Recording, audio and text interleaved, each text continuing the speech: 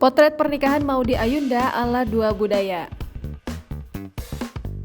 Maudy Ayunda membuat heboh warganet setelah mengunggah foto mengenakan kebaya pengantin di akun Instagramnya pada Minggu 22 Mei 2022. Dalam foto itu, Maudy tampil cantik mengenakan kebaya putih. Ia hanya menuliskan keterangan 22522 yang bermakna tanggal. Di unggahan selanjutnya, Maudy Ayunda juga mengunggah foto dengan seorang pria.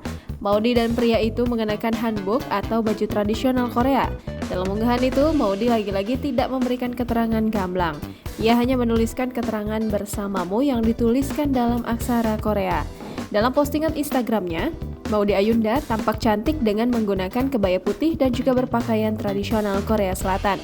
Maudy dan suami bergaya seperti di drama Korea berlatar matahari terbenam. Jangan lupa subscribe, share, komen, dan like ya!